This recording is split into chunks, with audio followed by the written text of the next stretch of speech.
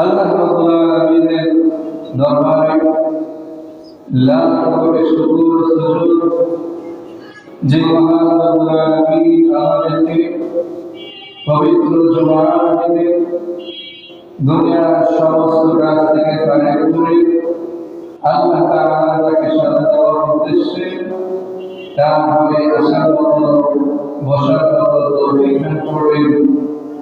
সেজন্য সেই মহান রব্বুল আলামিনের দরবারে শুকরিয়া আদায় করে শুকর আদায় করি, সকলে বলি আলহামদুলিল্লাহ। লক্ষ কোটি দরুদ সালাম সর্বকালের সর্বযুগের সর্বশ্রেষ্ঠ মহান সাইয়্যিদুনা সাইয়্যিদুল মুরসালিন বিশ্বনবী মুহাম্মদ রাসূলুল্লাহ সাল্লাল্লাহু আলাইহি ওয়াসাল্লাম। সম্মানিত হাজিরিন, আমরা বর্তমানে যে মাসের মধ্যে অবস্থান করছি এই মাসটির নাম হল শাবান মাস। কি নাম বলে? শাবান মাস। শাবান মাসের একটি জুমা চলে গেছে এবং আমাদের সামনে কয়েকদিন পরে শাবান মাসে যে গুরুত্বপূর্ণ একটা রাত আছে, লাইলাতুল নিসফি শাবান তথা শবে বরাতের রাত আমাদের অতি নিকটে। সুতরাং সেই রাতে সেই রাত সম্পর্কে আমাদের জন্য কি করণীয় রয়েছে, কি বর্ণনা রয়েছে, আমরা সেই রাতে কি করতে পারি ইত্যাদি বিষয়ে আমাদের আলোচনা দরকার, আমাদের সকলের জানা দরকার। সম্মানিত হাজিরিন, যখনই আমরা এই রাত সম্পর্কে আলোচনা করতে যাই তখন আমরা সমাজের মধ্যে এক শ্রেণীর মানুষকে দেখতে পাই, তারা এই শবে বরাতকে নিয়ে অনেক বাড়াবাড়ি করে, ঠিক কিনা বলে? আরেক শ্রেণীর মানুষ রয়েছে, তারা খুব ছাড়াছাড়ি করে। তাহলে এই রাত নিয়ে যেমন বাড়াবাড়ি রয়েছে আবার ছাড়াছাড়িও রয়েছে, যেটাকে বলা হয় ইফরাত এবং তাফরীত। অথচ আল্লাহ রাব্বুল আলামিন বলেন লা ইকরাহা ফিদ-দীন, কোন দ্বীনি বিষয় নিয়ে বাড়াবাড়ি ছাড়াছাড়ি করার কোনো সুযোগ নেই। কোন সুযোগ আছে বলে? কোন সুযোগ নেই। বরং আল্লাহ রাব্বুল আলামিন বলেছেন ওয়া কাযালিকা জাআলনাকুম উম্মাতান ওয়াসাতা, আল্লাহ তাআলা বলেন যে আমি তোমাদেরকে মধ্যপন্থী উম্মত হিসেবে সৃষ্টি করেছি। সুতরাং আমরা সবসময় মধ্যপন্থা অবলম্বন করব, এটাই আমাদের দায়িত্ব। বাড়াবাড়ি করবো না, ছাড়াছাড়িও করবো না, বরং যে বিধানটা যেখানে আছে আমরা সেখানে রাখবো। যে বিধানটা যেখানে আছে আমরা সেখানেই রাখবো। দেখো, ফজরের নামাজ আমরা 2 রাকাত করি। এখন কেউ যদি মনে করে যে নামাজ তো ভালো কাজ, 3 রাকাত করি, তাহলে এটা হবে, সে কি করবো? বাড়াবাড়ি করে ফেলবো। আমার যদি কেউ মনে করে যে এই অপবিধানটা পালন না করলে হবে, এটা কি ছাড়াছাড়ি হবে? অথচ ইনসাফ হলো যেটা যে অবস্থায় আছে সেটাকে সে অবস্থাতেই রাখা। সুতরাং আমরা ইফরাত তাফরীতের মধ্যে নাই, বরং আল্লাহ তাআলার দেওয়া যে বিধান, যে অবস্থায় আছে আমরা সে অবস্থাতেই রাখবো। তো আল্লাহ রাব্বুল আলামিন আমাদেরকে এমন অনেকগুলো রাত দিয়েছেন, এমন অনেকগুলো দিন দিয়েছেন, এমন অনেকগুলো সময় দিয়েছেন, মুহূর্ত দিয়েছেন, যে সময়গুলোতে আল্লাহ রাব্বুল আলামিন বান্দাকে অধিক পরিমাণ ইবাদত দান করে থাকেন। সুবহানাল্লাহ।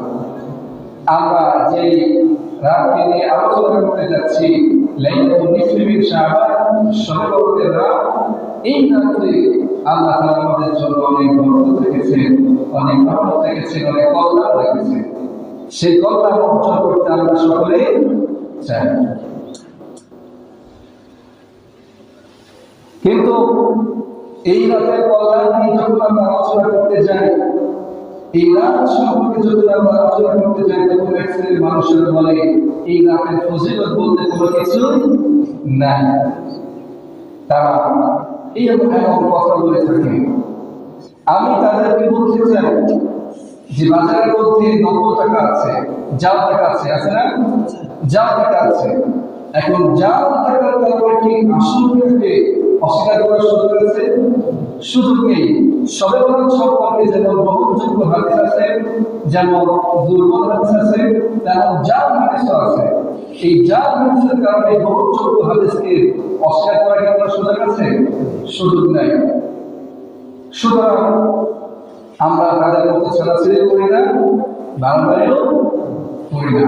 এমন এক শ্রেণীর মানুষ আছে দেখবে এই রাত সম্পর্কে যেটা নেই ইসলামে সেটাকে তারা অধিকভাবে প্রাধান্য দিয়ে থাকে। এটাও আসলে অঠিক বড় যে বিধান যেখানে যে অবস্থায় আছে সে অবস্থাতে সেই বিধানকে গ্রহণ করা। যেমন যেটা বলছিলাম যে আসলে আমরা দেখি আসলে এই শবে বরাতের রাতের কোনো ফজিলত আছে কিনা। প্রথমত আল্লাহ রাব্বুল আলামিন প্রত্যেকটা রাতকে ফজিলতপূর্ণ করেছেন, প্রত্যেকটা রাতকে ফজিলতপূর্ণ করেছেন। এরপরে কিছু কিছু রাতকে আল্লাহ তাআলা বোনাস হিসেবে আরো অতিরিক্ত ফজিলত দান করেছেন, যাতে আমরা অল্প সময়ে অধিক বেশি সওয়াব, অধিক বেশি নেকি অর্জন করতে পারি। তো সেই রাতের মধ্যে থেকে এই শবে বরাতের রাত একটি রাত। এই রাতে আল্লাহ তাআলা ফজিলত অতিরিক্তভাবে রেখেছেন। অতিরিক্তভাবে আল্লাহ তাআলা বান্দার জন্য, বান্দার কল্যাণের জন্য ফজিলত রেখেছেন। এছাড়া প্রত্যেকটা রাতই ফজিলতপূর্ণ, প্রত্যেকটা রাতই ফজিলতপূর্ণ। হাদিস শরীফের মধ্যে এসেছে যে ইয়ানজিলু রাব্বুনা তাবারাকা ওয়া তাআলা, আল্লাহ রাব্বুল আলামিন কুল্লা লাইলাতিন, প্রত্যেক রাতে ইলা সামাই দুনিয়া, দুনিয়ার আসমানে অবতরণ করে। আল্লাহ রাব্বুল আলামিন প্রত্যেক রাতে দুনিয়ার আসমানে অবতরণ করে, মানে আল্লাহ তাআলার বিশেষ রহমত, আল্লাহ তাআলার বিশেষ দৃষ্টি বান্দাদের প্রতি আল্লাহ তাআলা দেন। এরপরে দেখে হাদিসের মধ্যে কি এসেছে, হিনা ইয়াবু সুলুসুল লাইলিল আখির ইয়াকুলু মান ইয়াদউনি ফাস্তাজিব লাহু। আহ্বান করতে থাকে বান্দাদেরকে আল্লাহ তাআলা যে আসলে আমার এমন বান্দা যা দোয়া করা প্রয়োজন, যা চাওয়া প্রয়োজন, আমার কাছে দোয়া করো, ফাস্তাজিব লাহু, আমি তোমার ডাকে সাড়া দেব। মান ইয়াসআলুনি ফাআতিয়াহু, আসলে এমন বান্দা যা কিছু চাওয়ার প্রয়োজন, আমার কাছে চাও, আমি তোমাকে দান করব, আমি তোমাকে দেব। মান ইয়াস্তাগফিরুনি ফাআগফিরু লাহু, আসলে এমন বান্দা যার ক্ষমা প্রয়োজন, যার মাগফিরাত প্রয়োজন, আমার কাছে মাগফিরাত কামনা করো, আমার কাছে ক্ষমা প্রার্থনা করো, তাহলে আমি তোমাকে ক্ষমা করে দেব। এই আহ্বানটা আল্লাহ রাব্বুল আলামিন প্রত্যেক রাতে বান্দার প্রতি করতে থাকেন। এখন আপনাদের প্রতি আমার প্রশ্ন, যেই রাতে আল্লাহ রাব্বুল আলামিন বান্দাকে আহ্বান করতে থাকেন মাগফিরাতের জন্য, কোন কিছু চাওয়ার জন্য, দোয়ার জন্য, সেই রাতের ফজিলত আছে না নাই? সেই রাতের ফজিলত আছে। প্রত্যেকটা রাতে ফজিলতপূর্ণ রাত। তো সেই হিসেবে সর্বদা সর্বদা ছাড়াও যদি আমরা ধরি তাহলে সেই রাতের ফজিলত আছে। আপনারা কি আমার কথা বুঝছেন? বুঝতে পারছেন? আমি যেটা বোঝাতে চাচ্ছি যে বিশেষ বিশেষ রাত, বিশেষ বিশেষ যে ফজিলত সেগুলো ছাড়াও প্রত্যেকটা রাতেই ফজিলতপূর্ণ, প্রত্যেকটা রাতেই ফজিলতপূর্ণ। এখন কোনো ব্যক্তি যদি বলে যে সর্বদা রাতে কোনো ফজিলত নাই, তাহলে সে এই হাদিসটাকে অস্বীকার করবে। বুখারী মুসলিম শরীফের হাদিস, মিশকাত শরীফে এসেছে, এই হাদিসটাকে সে কি করলো? অস্বীকার করবে। তাহলে সাধারণত প্রত্যেকটা রাতে ফজিলতপূর্ণ। এরপরে আল্লাহ তাআলা বিশেষভাবে যে আরো ফজিলত দিয়েছেন তার মধ্যে এই লাইলাতুল নিসফি মিন শাবান, শবে বরাতের রাত আল্লাহ তাআলা বিশেষভাবে আরো অতিরিক্তভাবে আল্লাহ তাআলা এখানে ফজিলত রেখেছেন। এটা আমার কথা নয়, হাদিস শরীফের মধ্যে এসেছে, সহিহ হাদিস।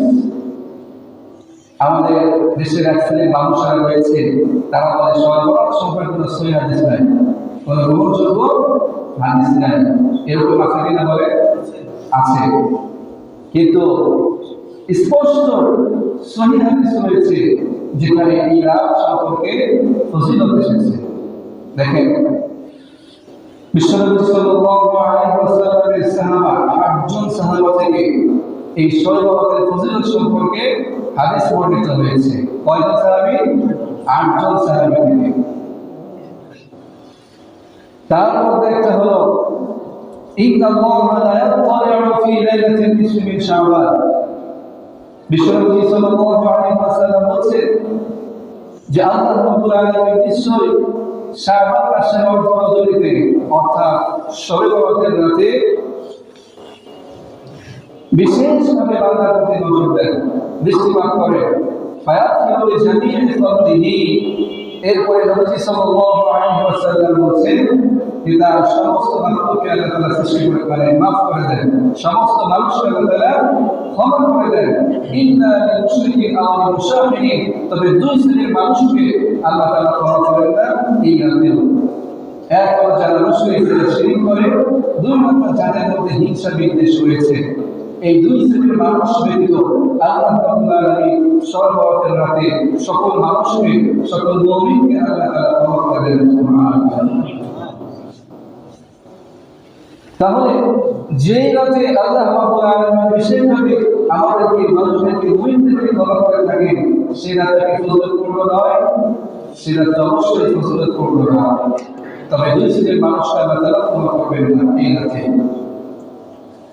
কোন রাত, কোন দিন, কোন সময়, কোন মুহূর্ত ফজিলতপূর্ণ হওয়ার জন্য কোরআনের একটা আয়াত যথেষ্ট, একটা হাদিসই যথেষ্ট। আয়াত হাদিসের সরাসরি নেই, কিন্তু ইশারা আছে, আল্লাহ তাআলার ইশারাই যথেষ্ট। ঠিক কিনা বলেন? একটা রাত ফজিলতপূর্ণ হওয়ার জন্য আল্লাহ তাআলার ইশারাই যথেষ্ট, রাসূলের একটা হাদিসের ইশারাই যথেষ্ট। আমি যে হাদিসটা আপনাকে শোনাচ্ছি এখানে স্পষ্টভাবে নবী সাল্লাল্লাহু আলাইহি ওয়াসাল্লাম বলেছেন সর্বরাতের রাতে আল্লাহ রাব্বুল আলামিন তার বান্দাদেরকে ক্ষমা করে দেন। তাহলে স্পষ্ট হয়ে গেল এই রাতের ফজিলত রয়েছে, এই রাতের গুরুত্ব রয়েছে, এই রাতের ফজিলতপূর্ণ একটি রাত। সুতরাং এই রাতকে অস্বীকার করার কোনো সুযোগ নেই। তবে দুই শ্রেণীর মানুষকে আল্লাহ তাআলা এই রাতে ক্ষমা করেন না। এক শ্রেণীর মানুষ যারা শিরক করে, যারা কি করে বলে? শিরক করে, যারা মুশরিক হয়ে গেছে। দুই নম্বরে যাদের মধ্যে হিংসা বিদ্বেষ রয়েছে, এই দুই শ্রেণীর মানুষকে আল্লাহ রাব্বুল আলামিন এই রাতেও ক্ষমা করেন না। সম্মানিত হাজির, আমাদের সকলের জীবন থেকে, আমাদের জীবনকে শিরক মুক্ত করতে হবে। আমাদের আমলকে, আকীদাকে, আমাদের বিশ্বাসকে শিরক মুক্ত করতে হবে। কারণ এই শিরক এমন একটি পাপ, এমন একটি অপরাধ, যে শিরককে আল্লাহ রাব্বুল আলামিন শবে বরাতের রাতেও ক্ষমা করেন না। এই জন্য আমাদের সকলে কি করতে হবে? শিরক থেকে বাঁচতে হবে। শিরক বিষয়ে আল্লাহ তাআলা অনেক আয়াত নাযিল করেছেন। আল্লাহ রাব্বুল আলামিন বলেন إن الله لا يغفر أن يشرك به ويغفر ما دون ذلك لمن يشاء। আল্লাহ রাব্বুল আলামিন বলেন, তোমরা শিরক ছাড়া আর যত গুনাহ করো না কেন, শিরক ছাড়া যত পাপ করো না কেন, সমস্ত গুনাহকে আমি ক্ষমা করতে পারি, আমি চাইলে ক্ষমা করতে পারি। তবে লা ইয়াগফিরু আন ইউশরাকা বিহি, যে ব্যক্তি আমার সাথে শিরক করবে, মুশরিক হয়ে যাবে, মনে রেখো আমি তাকে কখনো ক্ষমা করব না। শিরক ছাড়া কোনো যদি গুনাহ করতে পারো তাহলে সেটা আমি ক্ষমা করতে পারি, কিন্তু শিরকের গুনাহ ক্ষমা করব না। আল্লাহ রাব্বুল আলামিন বলেন, অন্যান্য গুনাহ করার পরে, অন্যান্য পাপ করার পরে তুমি যদি আমার কাছে খালেস দিলে, ইখলাসের সাথে যদি তওবা করো, আর যদি তওবা করতে পারো তাহলে আমি আল্লাহ রাব্বুল আলামিন আমার গফফার নামে ওসিলায় আমি তোমার সেই পাপকে সেই গুনাহকে ক্ষমা করে দেব। কিন্তু বলে রেখো, তুমি যদি আমার সাথে জাতিগতভাবে, সত্তাগতভাবে, সিফাতভাবে, বৈশিষ্ট্যগতভাবে আমার সাথে যদি তুমি শিরক করো, তাহলে মনে রেখো এই শিরকের গুনাহ আমি কখনো ক্ষমা করব না। এই শিরকের গুনাহ কখনো ক্ষমা করবেন না। আল্লাহ রাব্বুল আলামিন বলেন, ومن يشرك بالله فقد حرم الله عليه الجنة। আল্লাহ রাব্বুল আলামিন বলেন, বান্দাকে তুমি কি জানো শিরক কি পরিমাণ অপরাধ, শিরক কত অপরাধ তুমি কি জানো? আল্লাহ তাআলা বান্দাকে উদ্দেশ্য করে বলেন, ওয়ালাই ইউশরিক বিল্লাহ, আর যে ব্যক্তি আল্লাহ তাআলার সাথে শিরক করে, ফাকাদ হারামাল্লাহু আলাইহিল জান্নাহ, আমি তার জন্য জান্নাতকে হারাম করে দেই। নাউযুবিল্লাহ, জান্নাতকে আল্লাহ তাআলা হারাম করে দিবেন কি করতে বলে?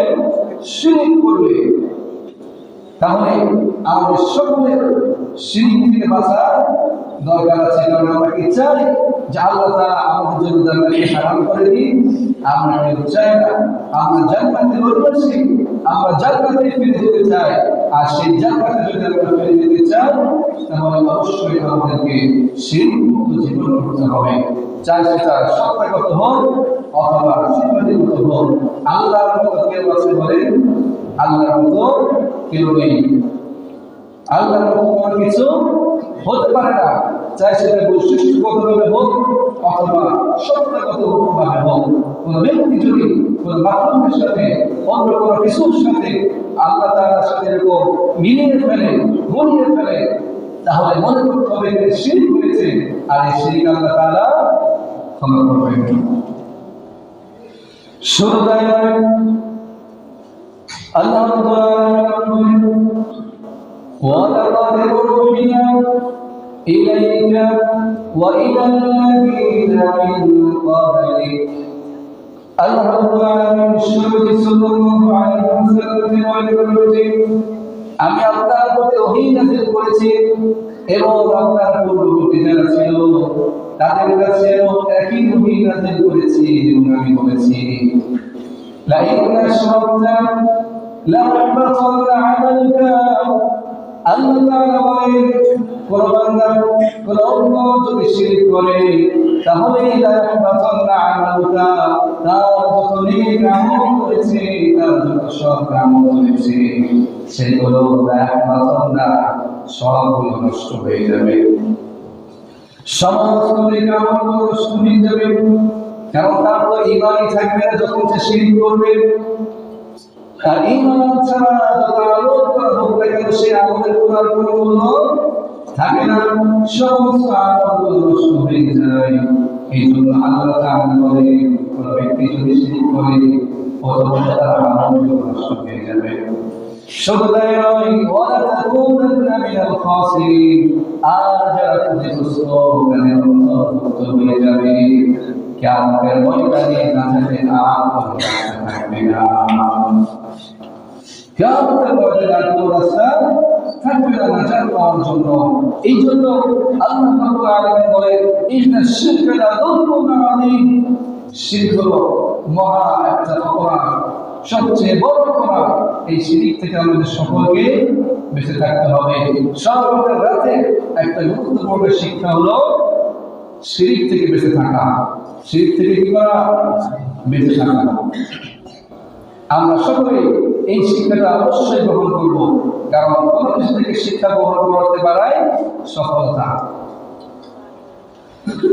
বিশ্বনবী সাল্লাল্লাহু আলাইহি ওয়াসাল্লাম হাদিসের মধ্যে বলেছেন, সর্বপ্রথম আল্লাহ রাব্বুল আলামিন সমস্ত মানুষকে ক্ষমা করে দেন, শুধুমাত্র দুই শ্রেণীর মানুষকে ক্ষমা করেন না, তার মধ্যে একজন ব্যক্তি শিরক করে।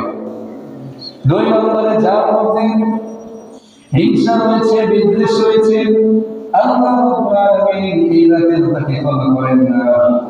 হিংসা হিংসা বিদ্বেষ এত খারাপ যার কারণে আল্লাহ তাআলা বান্দাদেরকে শিখিয়ে দিয়েছেন হিংসাকারী হিংসা থেকে আশ্রয় প্রার্থনা করতে।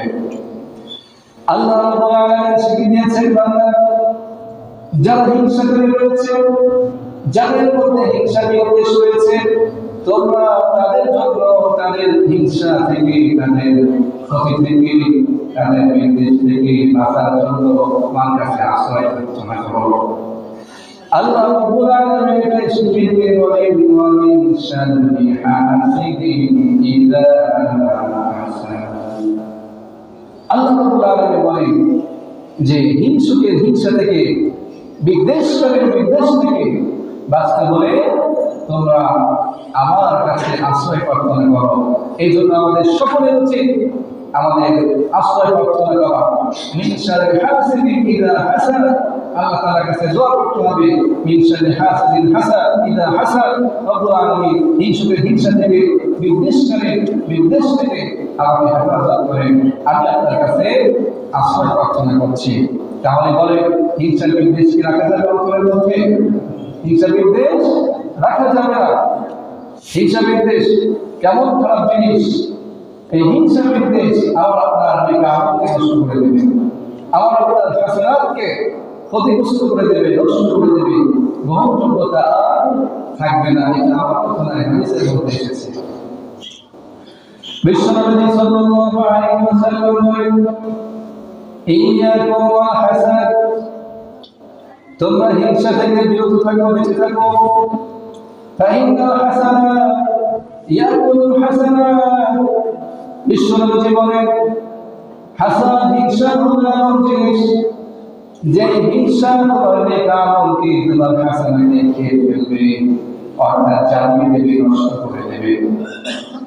নবী সাল্লাল্লাহু আলাইহি ওয়াসাল্লাম উদাহরণ দিয়েছেন কামা তাকুলুন নারুল হাতাবা, শুকনা যে কাঠ রয়েছে, খড়িগুলো রয়েছে, এই শুকনা কাঠ, শুকনা খড়িগুলোকে আগুন যেমন জ্বালিয়ে ছাই করে দেয়, ভস্ম করে দেয়। নবী বলছেন কোন ব্যক্তির মধ্যে যদি হিংসা বিদ্বেষ থাকে, কোন ব্যক্তি যদি হিংসাকারী হয়, বিদ্বেষকারী হয়, তাহলে আল্লাহ রাব্বুল আলামিন তার নেক আমলগুলোকে সেইভাবে জ্বালিয়ে দেয়, নষ্ট করে দেয়। এই জন্য নবী সাল্লাল্লাহু আলাইহি ওয়াসাল্লাম বলেন আমার উম্মতেরা লা তাবাগু ওয়া লা তাহাসাদু ওয়া লা তাদাবারু ওয়া লা তানাযাউ। আল্লাহ নবী সাল্লাল্লাহু আলাইহি ওয়াসাল্লাম তার উম্মতদেরকে ডেকে বলেন আমার উম্মতেরা লা তাবাগু ওয়া লা তাহাসাদু, তোমাদের মধ্যে কোনো হিংসা বিদ্বেষ রেখো না, তোমাদের মধ্যে কোনো শত্রুতা রেখো না, কারোর প্রতি কোনো শত্রুতা পোষণ করো না, কোনো নিন্দা হিংসা বিদ্বেষ অন্তরের মধ্যে লালন পালন করো না। وقولوا عباد الله إخوانا, মনে রেখো ইন্নামাল মুমিনুনা ইখওয়াতুন, মুমিনরা পরস্পরের ভাই ভাই, সুতরাং কেউ কারোর প্রতি হিংসা বিদ্বেষ রাখবে না, কারোর প্রতি শত্রুতা রাখবে না। ওয়াকুলু ইবাদাল্লাহি ইখওয়ানা, তোমরা সবাই আল্লাহর বান্দা, তোমরা সবাই ভাই ভাই হিসেবে হয়ে যাও, ভাই ভাই হয়ে যাও। কারোর প্রতি কোনো হিংসা বিদ্বেষ করবে না, তোমরা ভাই ভাই হয়ে যাও। আজকে সমাজের মধ্যে দেখেন হিংসা বিদ্বেষের কারণে ভাই ভাই মিল নাই, প্রতিবেশীর সাথে প্রতিবেশীর মিল নাই, বন্ধুর সাথে বন্ধুর মিল নাই, ভাই বোনের মধ্যে মিল নাই, এমনকি বাবা ছেলে, বাবা সন্তান, মা মেয়ের মধ্যেও আজকে হিংসা বিদ্বেষ থাকে, যাদের মধ্যে মিল মহব্বত থাকে না। কেন হয়েছে? এই হিংসা বিদ্বেষের কারণে। সমাজের কাছে অন্যতম যে দুইটা শিক্ষা, তা হলো শিরক থেকে মুক্ত থাকা আর হচ্ছে হিংসা বিদ্বেষ এইগুলো দূর করা। হিংসা বিদ্বেষ মুক্ত জীবন করা। দেখো হিংসা বিদ্বেষ থেকে বাঁচা খুব কিন্তু সহজ নয়। সহজ বলে খুবই কঠিন। আজকে আমার প্রতিবেশী, আমার বন্ধু বা আমার ভাই যদি আমার প্রতি কোনো ব্যক্তিকে এগিয়ে যায়, তাহলে আমার আপনার সহ্য হয় না। কিভাবে তাকে নিচে নামানো যায়, আমাদের মধ্যে সেই হিংসা বিদ্বেষগুলো কাজ করতে থাকে। অথচ নবীজি বলছেন যে আল্লাহ তাআলা তো প্রত্যেক রাতে বান্দাকে ক্ষমা করার জন্য থাকে। যে ব্যক্তির মধ্যে হিংসা বিদ্বেষ আছে, শিরক আছে, এই ব্যক্তি যদি 6 ওয়াক্তের রাতেও যদি আল্লাহ তাআলা ক্ষমা চায়, তাহলে আল্লাহ তাআলা ক্ষমা করবেন না বলেছে। তাহলে এটা কত বড় অপরাধ। এই জন্য আমাদের দুইটা শিক্ষা, কয়টা শিক্ষা বলে? দুইটা শিক্ষা। এই সর্বরাতের রাত থেকে আমরা দুইটা শিক্ষা গ্রহণ করবো। এক হলো আমরা শিরিক মুক্ত জীবন করবো, 2 নম্বরে আমরা হিংসা বিদ্বেষ মুক্ত জীবন করবো। এই দুইটা যদি আমরা অর্জন করতে পারি, তাহলে আশা করা যায় আল্লাহ রাব্বুল আলামিন সর্বরাতের রাতে আমার আপনার জীবনের যত গুনাহ হয়েছে, যত পাপ হয়েছে, সব আল্লাহ তাআলা ক্ষমা করে দেবেন, মাফ করে দেবেন। এই সর্বরাতের রাতে আমাদের বিশেষভাবে আল্লাহ তাআলার কাছে তওবা করতে হবে, ইস্তিগফার করতে হবে। কারণ এই রাতে আল্লাহ তাআলা বান্দাকে মাফ করে, আল্লাহ তাআলা এই রাতে বান্দাকে ক্ষমা করে দেন। এখন বলেন, যে রাতে আমাকে আপনাকে আল্লাহ ক্ষমা করছেন, ওই রাতে আমি কি ঘুমিয়ে কাটিয়ে দেব? যে রাতে আল্লাহ তাআলা আমাকে ক্ষমা করছেন, মাফ করে দিচ্ছেন, আর আমি নরম বিছানায় কম্বল মুড়ি আর আমি ঘুমিয়ে থাকলাম, এটা কি আমার আপনার বিবেক হতে পারে? হতে পারে না। বরং যে রাতে আমাকে আপনাকে আল্লাহ তাআলা ক্ষমা করছেন, আমার আপনার উচিত সেই রাতে আল্লাহ তাআলার কাছে বেশি করে ইস্তিগফার করা, সেই রাতে বেশি করে আল্লাহ তাআলার কাছে মাফ চাওয়া। রাসূলের জীবন থেকে শিক্ষা নেওয়া। রাসূলকে জিজ্ঞাসা করা হলো, ইয়া রাসূলুল্লাহ, আপনি সোমবার আর বৃহস্পতিবারে কেন রোজা রাখেন? রাসূলকে জিজ্ঞাসা করা হলো, ইয়া রাসূলুল্লাহ, শাবান মাসে আপনি কেন বেশি বেশি করে নফল রোজা রাখেন? নবী সাল্লাল্লাহু আলাইহি ওয়াসাল্লাম বলেন যে সপ্তাহে বৃহস্পতিবার সাপ্তাহিক আমাদের রিপোর্ট আল্লাহ তাআলার কাছে পেশ করা হয়। তো আমি চাই যে সময় আমার আল্লাহর রিপোর্ট পেশ করা হচ্ছে, ওই সময় আমি রোজা অবস্থায় থাকি। নবীজিকে জিজ্ঞাসা করা হলো, শাবান মাসে আপনি বেশি বেশি কেন নফল রোজা পালন করেন?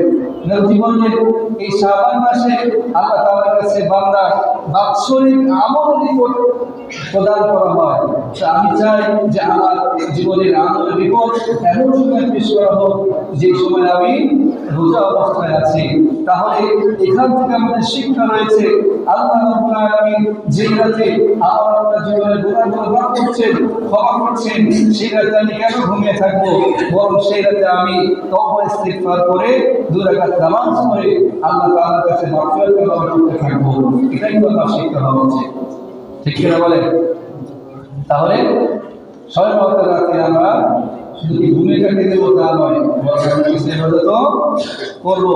এখন আমার প্রশ্ন হলো, সর্বরাতের রাতে রাতের অন্ধকারে আমরা নফল নামাজের প্রতি খুব গুরুত্ব দিই না বলেন? নফল নামাজের প্রতি গুরুত্ব দিই। এখন আমার প্রশ্ন হলো, রাতের বেলা আমরা নফল নামাজের প্রতি এত গুরুত্ব দিই, দিনের বেলা ফরজ নামাজের প্রতি গুরুত্ব কেন দিই না? ঠিক কিনা বলেন? রাতের বেলা নফল নামাজের প্রতি আমাদের অধিক গুরুত্ব, রাতের বেলা ফরজ নামাজের প্রতি আমাদের অনেক গুরুত্ব, রাতের বেলা ইস্তিগফার করার প্রতি, তাওবা করার প্রতি আমাদের অনেক গুরুত্ব থাকে। অথচ দিনের বেলা ফরজ নামাজ হয়েছে, সেই নামাজ যদি পড়ি না, তাহলে আমার আপনার ঈমানের কি অবস্থা? আমার আপনার ঈমানের কি অবস্থা বলেন? এইরকম হওয়া উচিত নয়। বরং আমরা নফলও করবো, ফরজও ছেড়ে দেবো, ফরজ আদায় করবো, নফল আদায় করবো। সর্বরাতের রাতে মধ্য রজনীতে আমরা জেগে থাকি, মসজিদে আসি, কিন্তু ফজরের সময় মসজিদে আমরা আসতে পারি না। দুর্ভাগ্য আমাদের। এই জন্য আমাদের ভাবতে হবে, বিবেককে প্রশ্ন করতে হবে। আল্লাহ তাআলা 5 ওয়াক্ত নামাজকে ফরজ করে দিয়েছেন, সেই নামাজ আমি কেমন করে ফেলে রেখে, সেই নামাজকে কেমন করে কাজা করে আমি ঘুমিয়ে থাকি? আমি কিভাবে দোকানে বসে, বিভিন্ন আড্ডায় বসে কিভাবে আমি আড্ডা দিতে পারি? এটা আমার আপনার ভাবা দরকার। অথচ কিয়ামতের দিন সর্বপ্রথম নামাজের হিসাব হবে। তা আমরা অবশ্যই চেষ্টা করবো শুধু এই সর্বদার বিষয়টা করবো হওয়ার জন্য আমরা সাথে সাথে 5 ওয়াক্ত নামাজগুলো আমরা আদায় করবো, নামাজগুলো ছেড়ে দেবো না। সর্বপ্রথম আমাদের বিশেষ করে আমাদের তাওবা ইস্তেগফারটা বেশি বেশি করে করতে হবে। 2-4 রাকাত যায় তখন নামাজ পড়ে না কেন বেশি বেশি করে তাওবা ইস্তেগফার করতে হবে, কারণ এই রাতে আল্লাহ তাআলা আপনার গুনাহগুলোকে মাফ করে থাকেন। এজন্য আমাদের কি করতে হবে? বেশি বেশি করে তাওবা ইস্তেগফার করতে হবে। আমাদের জীবনে অনেক গুনাহ রয়েছে, কিছু গুনাহ রয়েছে সগীরা, আবার কিছু গুনাহ রয়েছে কবিরা গুনাহ, বড় গুনাহ। সগীরা গুনাহ আল্লাহ নেক আমলের মাধ্যমে মাফ করে দেন, কিন্তু কবিরা গুনাহর জন্য তওবা করতে হবে, ইস্তিগফার করতে হবে। এই জন্য আল্লাহ তাআলা কিছু কিছু সময় দান করেছেন, ওই সময় যদি বান্দা তওবা ইস্তিগফার করে তাহলে এই কবিরা গুনাহ আল্লাহ তাআলা মাফ করে দেন। তো আল্লাহ তাআলাকে স্মরণ করে আমরা তাওবা ইস্তেগফার করব। আল্লাহ তাআলাকে কিভাবে স্মরণ করা যায়? আকিমিস সালাতা লিযিকরি, আল্লাহ তাআলা বলেন নামাজ আদায় করা আমার স্মরণের জন্য। তাহলে নামাজের মাধ্যমে আল্লাহকে বেশি স্মরণ করা যায়। আমরা 2-4 রাকাত নামাজ আদায় করে আল্লাহ তাআলার কাছে দু চোখের পানি ফেলবো, ক্ষমা প্রার্থনা করব, আল্লাহ তাআলার কাছে ইস্তেগফার করব। মালিক ইবনে দিনার রাহমাতুল্লাহি আলাইহি একজন আল্লাহর ওলি ছিলেন। তিনি খুব মদ পান করতেন। তো মদ পান করতে করতে একদিন সহবতের রাতে তিনি মদ পান করে অজ্ঞান হয়ে গেছে। হঠাৎ করে তিনি স্বপ্ন দেখছেন যে বিশাল বড় একটা অজগর তাকে তাড়া করেছে। তিনি দৌড়াচ্ছেন দৌড়াতে দেখতে পেলেন একজন বৃদ্ধ হাতে লাঠি ভর করে আস্তে আস্তে হেঁটে যাচ্ছে। মালিক ইবনে দিনার রাহমাতুল্লাহি আলাইহি সেই বৃদ্ধ লোককে বলছেন, চাচা আপনি আমাকে একটু সহযোগিতা করেন, ওই যে বিশাল বড় অজগরটা আমাকে তাড়া করেছে, ধাওয়া করেছে, আমি তো আর পারছি না, ভয় পাচ্ছি, আপনি আমাকে বাঁচান। চাচা বলছে, দেখো বাবা, আমি তো নিজেই অচল, নিজেই তো আমি চলতে পারি, তোমাকে কিভাবে সহযোগিতা করবো? সামনে থেকে আরো এগিয়ে যাচ্ছেন, দৌড়াতে মালিক ইবনে দিনার রাহমাতুল্লাহি আলাইহি দেখলেন তার ছোট্ট শিশু ইন্তেকাল করেছিল। সেই শিশুটি তার সামনে হাজির হয়ে গেছে। শিশুটিকে জিজ্ঞাসা করা হলো যে ওই সাপ আমাকে তারা করলো, আর এই যে বৃদ্ধ লোক এরা কারা, এদের সম্পর্কে তুমি কিছু জানো? মেয়েটি বললো, আব্বা তোমার জীবনে যত গুনাহ করেছো, যত পাপ করেছো, সেই পাপগুলো আজকে বিশাল অজগর সাপের রূপ ধারণ করে তোমাকে ধাওয়া করেছে, তাড়া করেছে। আর তোমার জীবনে যে সামান্য নেক আমল করেছো, সেই নেক আমলের ব্যবস্থা হলো ওই বৃদ্ধ লোকের মতো, যা তোমাকে সহযোগিতা করতে পারছে না। সুতরাং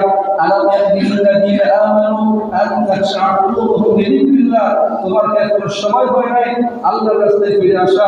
তোমার কি এখনো সময় হয় নাই আল্লাহর উপরে ফিরে আসা? সঙ্গে সঙ্গে মালিক ইবনে দিনার রাহমাতুল্লাহি আলাইহি ঘুম ভেঙে গেছে। তিনি গোসল করে পবিত্র হয়ে সকালের রাতে মসজিদে এসে 2 রাকাত নামাজ পড়ে এমন ভাবে তওবা করেছে, আল্লাহ রাব্বুল আলামিন তাকে যুগশ্রেষ্ঠ ওলি হিসেবে কবুল করে নিয়েছেন। সুবহানাল্লাহ। সেজন্য আমাদের